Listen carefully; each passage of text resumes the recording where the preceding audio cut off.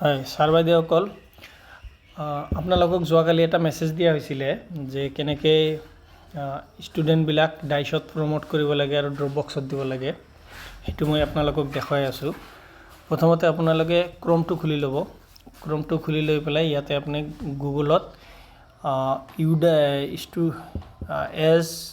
SDMS লিখি ইউডাইচ বুলি লিখি দিব। SDMS ইউডাইচ এইটো লিখিলে ডাইৰেক্ট ষ্টুডেণ্ট মডিউলটো খোল খাব। এতিয়া চাব ওপৰত লিখা হৈছে ষ্টুডেণ্ট মডিউল ইউডাইচ প্লাছ। ইয়াতে ক্লিক কৰিব। কৰাৰ পিছত এনেকুৱা এটা পেজ খোল খাব। ইয়াতে আপোনালোকে সিলেক্ট ষ্টেট আছে, তাতে আসাম বুলি চুজ কৰি গো বুলি আছে, তাতে টিপিব। এতিয়া আপোনালোকৰ লগইন স্ক্ৰীনটো খোল খাব। তাতে ইউজাৰ আইডি আৰু পাছৱৰ্ড দিব। ধৰক মই এটা চেম্পল এটা স্কুল লৈ পেলাই ইউজাৰ আইডি আৰু পাছৱৰ্ড দিছোঁ। দিয়াৰ পিছত কেপচাটো আপোনালোকে ফিল আপ কৰিব।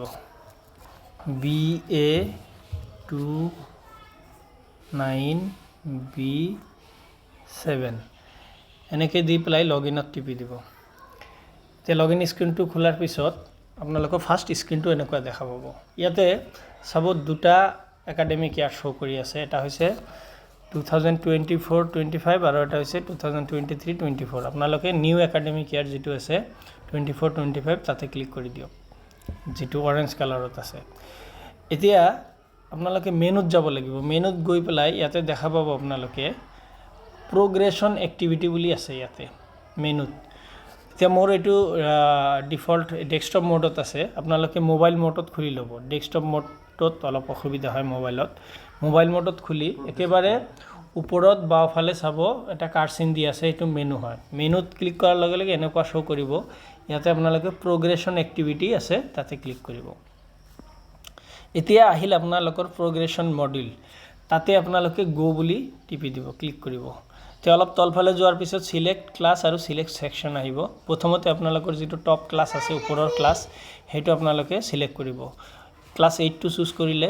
এতিয়া মোৰ এইটোৰ ক্ষেত্ৰত টপ ক্লাছ 8 আৰু ছেকশ্যন আছে A আৰু B। মই যিকোনো এটা ছেকশ্যন ল'লোঁ, ছেকশ্যন A ল'লোঁ, লৈ পেলাই গো টিপিলোঁ। টিপাৰ পিছত এতিয়া সেই ক্লাছৰ সেইটো ছেকশ্যনত যিমানবোৰ ষ্টুডেণ্ট আছে, যোৱাবাৰ আছিলে তাৰমানে, সেইখিনি আমাৰ ইয়াতে শ্ব' কৰিব। এতিয়া ধৰক মই প্ৰথমতে এটা ষ্টুডেণ্ট লৈছোঁ। ইয়াতে লিখা আছে আফতাব ভূঞা। ইয়াৰ PAN number, father's name, mother's name এইবিলাক শ্ব' কৰি আছে। এতিয়া প্ৰগ্ৰেশ্যন ষ্টেটাছ, তেওঁ বৰ্তমান কি ষ্টেটাছত আছে, ইয়াতে এইকেইটা অপশ্যন আছে। Promoted, not pass, promoted without examination, discontinued before examination, repeater by choice, same class. তো আপোনালোকে প্ৰমোটেডে বেছিভাগ হয়, প্ৰমোটেডত টিপিব। টিপাৰ পিছত পাৰ্চেণ্টেজ অফ মাৰ্কছ কিমান পাইছিলে সেইটো দিব লাগিব। তাৰপিছত দিব লাগিব কিমান দিন তেওঁ স্কুলত এটেণ্ড কৰিছিলে, সেইটো দিব লাগিব। এইবিলাক দিয়াৰ পিছত সোঁফালে আহিব স্কুলিং ষ্টেটাছ। তে যিটো ওপৰৰ ক্লাছ থাকে তাতে অকল এটাই ষ্টেটাছ শ্ব' কৰিব, left the school with TC or without TC, এইটো চিলেক্ট কৰিব। কৰাৰ পিছত ইয়াতে আপডেট বুলি ক্লিক কৰি দিব। এনেকৈ আপোনালোকৰ ক্লাছ 5 বা ক্লাছ 8ৰ গোটেইকেইটা ষ্টুডেণ্টক কি কৰিব লাগিব, আপডেট কৰিব লাগিব। তাৰপিছত যিটো মিডিলৰ ক্লাছ আছে 3, 4, 5 এনেকৈ টপৰ পৰা ষ্টাৰ্ট কৰি প্ৰথমতে আপোনালোকে 8, তাৰপিছত 7, তাৰপিছত 6 এনেকৈ কৰি কৰি গোটেইকেইটা ষ্টুডেণ্টক আপডেট কৰি পেলাই শেষ কৰিব লাগিব। মনত ৰাখিব, এই গোটেইখিনি ষ্টুডেণ্টৰ আপডেট কৰা আৰু তাৰপিছত আপডেট কৰি শেষ কৰাৰ পিছত নতুন ষ্টুডেণ্টবিলাক এণ্ট্ৰি কৰিব লাগিব। সেইটো কেনেকৈ কৰিব লাগিব সেইটো মই পিছত ক'ম। এই গোটেইখিনি কাম আপোনালোকে যেনে তেনে 24 তাৰিখৰ ভিতৰত ফিনিছ কৰিব লাগিব। তো এইখিনিয়ে ক'বলগীয়া আছিল। ধন্যবাদ।